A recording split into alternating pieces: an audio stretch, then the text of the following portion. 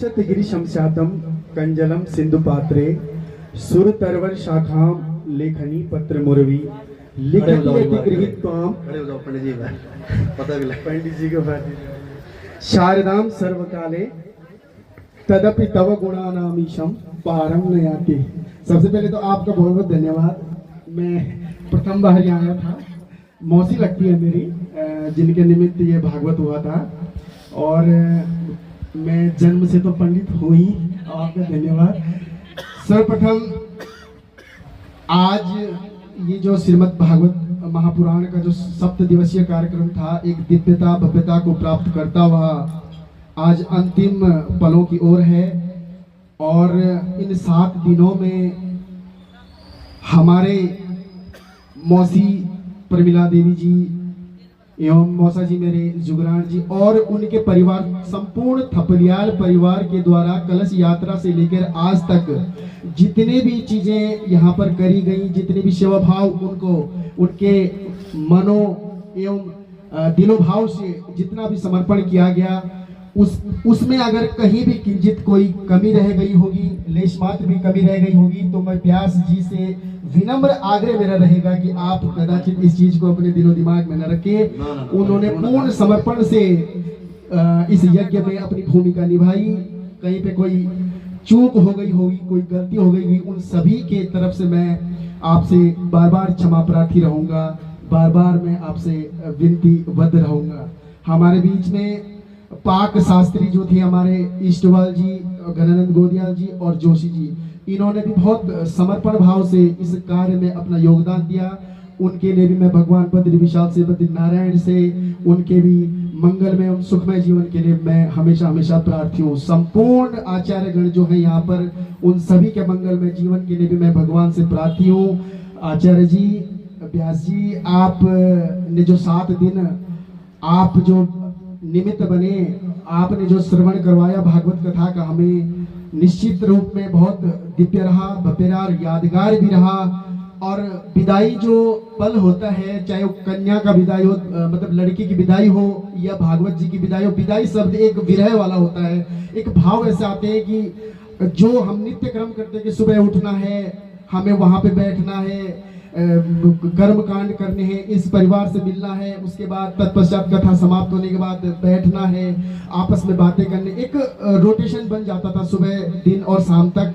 7 दिन के बाद सब शून्य हो जाता है लगभग, क्योंकि यहीं पे कथा विराम होगी और सब लोग अपने अपने गंतव्यों की तरफ चले जाएंगे। यजमान परिवार अपने गंतव्य की तरफ जाएंगे। भागवत महाराज जी की अब कुछ पलों के बाद यहाँ से विदाई होगी और हमारे व्यास जी को भी ससम्मान विदाई दी जाएगी, आचार्य गणों को दी जाएगी, टेंट वालों को दी जाएगी और मेहमानों को दी जाएगी। तो विदाई बहुत ही विरह वाला होता है। विदाई शब्द में खुद ही भावुक हो जाता हूँ। तो मैं बारंबार इस व्यासपीठ को नमन करता हूँ। कदाचित हमसे कोई भूल चूक हुई होगी सेवा भाव में, तो कृपया अपने मानसिक पटल और हृदय पटल में इसको जगह न दें। छोटा सा जो भी सम्मान इस परिवार के द्वारा, इन इष्ट मित्र गणों के द्वारा हुआ हो, उसे ताउम्र आप अपने दिलो दिमाग में संजोए रखें। हम आपका बहुत सम्मान करते हैं। निश्चित रूप में बद्री नारायण से मैं प्रार्थना करता हूं कि हम निश्चित रूप में निकट भविष्य में भी जल्दी मिलेंगे। आपका स्वभाव बहुत मधुर है। आपके साथ जितने भी लोग थे बहुत ही विद्वत लोग थे बहुत। तो इन्हीं 2 लाइनों के साथ मैं अपनी वाणी को विराम दूंगा। बीते हुए लम्हों की कसक साथ तो होगी, बीते हुए लम्हों की कसक साथ तो होगी, ख्वाबों में ही हो जाए मुलाकात तो होगी, ख्वाबों में ही हो जाए मुलाकात तो होगी, बीते हुए लम्हों की कसक साथ तो होगी, बीते हुए लम्हों की कसक साथ तो होगी, बीते हुए लम्हों की कसक साथ तो होगी, ख्वाबों में ही हो जाए मुलाकात तो होगी।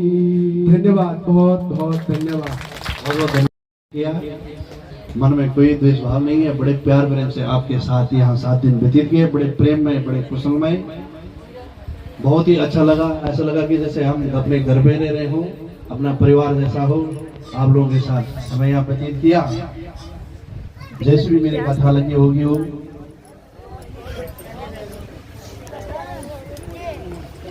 उसको अपने मन में, अपने हृदय में उतारना। कहीं भी अगर कथा की जरूरत पड़ी हो तो याद करना, अगर अच्छी लगी तो याद करना। कहीं इधर उधर कथा होगी तो जरूर बताएंगे, आपको बुलाएंगे, कथा श्रवण करने के लिए जरूर आना। और को जो आगे भविष्य में कथा करना चाहता है, धन के कारण सामर्थ्यवान नहीं हो तो जरूर बताना, हम जरूर इच्छा पूरी करेंगे। इस व्यासपीठ से निवेदन है, धर्म कर्म का जहाँ कार्य होगा हम पूर्ण ज्ञान 1 रुपए भी नहीं लेंगे, फ्री में करने के लिए तैयार है। ये हमारे इस व्यासपीठ से प्रार्थना है। और व्यासपीठ से माफी चाहता हूँ, जो भी अगर गलत लगा हो तो माफी चाहता हूँ, भाई बेटा समझ करके माफ करना। और भगवान से मैं आग्रह करता हूँ, आप सभी का कल्याण हो, अन्न धन की वृद्धि हो, आपका जीवन खुशहाल में विराजमान हो, परिवार से, सकुटुंब से, समस्त ग्राम सहित।